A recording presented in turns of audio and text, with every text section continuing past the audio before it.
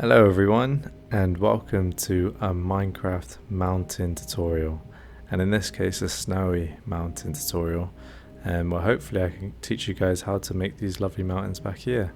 I've been experimenting with mountain design for the past week on Axiom, which is a mod for Minecraft. So if you want to follow along, I recommend getting that mod. But yeah, hopefully I can teach you guys how to make this. So here are some other failed attempts in the background, but yeah, I found a technique that works, so let's go and try and recreate it. So I'll just find an area that I haven't messed up yet. So you should get your Axiom mod up, and as you can see, I've already got my custom brush here. You can find plenty of custom brushes online, just because the default ones aren't the best if you want to make really organic looking mountains.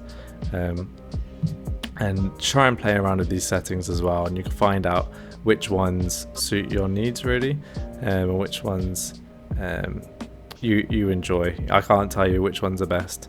It's for you guys to explore and make some little happy accidents. So these are the ones I'm enjoying at the moment. So once you've got those, you're going to use the elevation tool primarily for this. But before we do that, what I would recommend, especially if you're using the distant horizons mod, you'll see that a lot of the mountains I've made, they look like they're all in dirt from afar, just because I've raised the dirt. So what I recommend is painting your area, and in this case I'll paint mine in, where's the paintbrush? There it is. I'll paint mine in snow, just because from a distance I want it to look like, oh, it's a snowy mountain. So just paint this whole area. There you go. And you'll understand what I mean later on. But that's completely under your own judgment. So once I've done that, and once you've done that, then you can start building your mountain. I've gone for a pretty big radius just because I like big mountains. Oh, a bit too big there. But good thing about this, I can always undo it with the history tab over here. So let's undo that. I think let's reduce the scale a bit. It's a bit too big. I only want to show you guys how to do it. Small mountain, we don't know to make a whole mountain range here. So let's try that again. Yeah, it's going pretty big, isn't it? I think let's change the rate of it. See, I'm already making accidents. I think I put the rate a bit too high. There you go, 100. And to change these, you just need to press Control and then double click, and you'll be able to change it. So there we go. Okay, this is looking a bit better. Let's try and make them a bit bigger. Not liking that one. Let's undo that. Let's try and put something right in the middle. And I'm going to put this on continuous so I can see what I'm doing a bit more. There we go. Oh, that's big. Very big mountain. Well, that should do. That should show you guys what's possible. And you can do this very quickly, which is the one thing I love about Axiom, is how quickly you can make these mountains. It just makes life a lot easier and a lot more. Oh, why am I? So I've still got my shaders on. It's ruining my PC. Let's turn those off for a second. There we go. I can see what I'm doing a bit more. Sorry about that. Alright, I'm surprised my PC is still running. So anyway, once you've got your mountain, what you want to do is, obviously this is a bit too much snow, so you want a few rocks on there. So what I like to do is I like to go on, where is it, freehand select, and just select the whole mountain, and you'll want to go all around it. But this is just encompasses most of it really. Oh, whoopsie, went a bit too far out there. See, still a bit of a Axiom beginner really. I'm not a pro just yet, but I'm getting there, trying to learn as much as I can. This is why this tutorial is mainly for me really, so I can refer back to it. There you go. But once everything's selected, there you go, I think that's all good. You want to go on operations and auto shade, and this is where I've made my own presets. So here's my mountain one. I got deep slate, which is the most important because that will highlight all the dark areas, and then you got all the other grey stones and rocks, which just make up the rest of it. So if we just auto shade, and depending on your PC, this might take a really long time or a really short time. And mine takes quite a long time, but there we go. Let's have a little look at the results, shall we? Yeah, I think that's good. And as you can see, it's kind of made these, like, the dark areas, long dark areas, which I want to replace all those dark areas with snow. Because as you can see, it already kind of, imagine if all this dark area is white, it does look like a very snowy mountain, which is what I'm trying to replicate. So if we use the magic tool, you can highlight these dark areas in one go like that. And then what we can do is you can auto shade it again. This is another preset I've made. This is snow top. And here we just do the same thing. We just auto shade it, and we'll see what happens. And here I've got ice and snow. So hopefully I'm going to up the ice a bit more, because we don't get that much ice when we do it. So I'll try this and hopefully we get good results.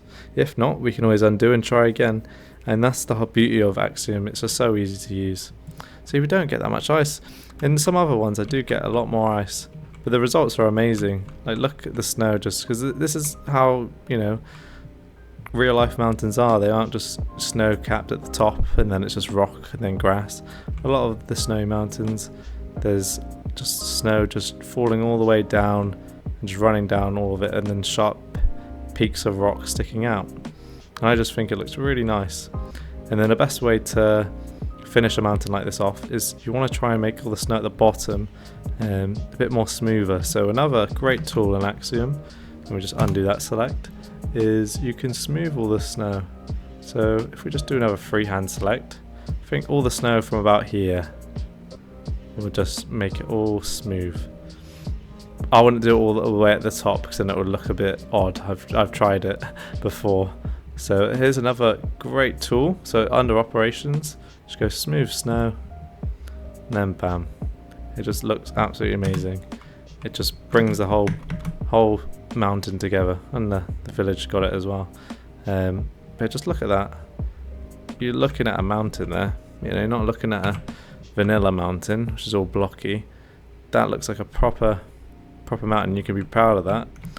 Putting that into your worlds, and see how it all just works. All this snow just compiles, and it just looks amazing. And the reason why you don't want to do the smooth snow all the way up is because you'll see all these bits of snow on all the tops here, and it just looks really awkward. You want to distinguish the bottom elevation from the top, because you want this to look a lot steeper than this. You want this to look a lot more slopey, and this lot more jagged and rough, and you'll get this result, which I think is great. And if I just turn these shaders off before my PC blows up,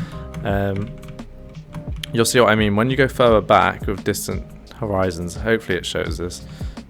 There you go. It looks like a bit more of a mountain instead of a dirt block. That's why I think it's important to use snow as your base layer, or rock, or a mixture. I recommend a mixture, really. If I wasn't lazy, I would have done that. But yeah, there's your mountain, and I think it looks super effective when you have more blocks and more terrain to work with. Like, for example, the mountain I showed you to begin with. I don't know where that is. That's another example of making sure you paint your mountain first, because as you see, it actually looks like a mountain instead of these. Because obviously underneath all this is just it's just dirt. So that's the problem with it. Let's try and replace that. I'm a bit too quick, aren't I? It's hard to do it without. Yeah, I'll do that later. Don't worry. But there you go. This is what you're aiming for, really, when you have it working with all the other angles, and it just, like, all that nice little dark area there, and then you got the shade of the ice. On like larger mountains, it works a lot better. On the one we just did now, you can't really see when the ice actually works, but when it's all working together, it just looks super effective, and less is more, really. You don't want ice everywhere, because you don't really see that in normal landscapes. You usually see a bit of ice on some mountains where it doesn't get as much sun, and that forms glaciers. So yeah, I just think it can be super effective. And as you can see, I didn't put this village here. It was just spawned in, and it just looks really quite effective, especially at night, which I'll try and show you, because you can make some really nice scenes with these mountains. So let's just put it to night. There you go. Looks really nice, really quite cute, and I think it just, you don't really feel like you're in Minecraft, and I think with this mountain design you can really make some great worlds, and I hope this has been really useful for you guys, and I hope to see this type of mountain design all over the place soon. But yeah, thank you so much for watching, and hope to see you guys soon. Bye bye.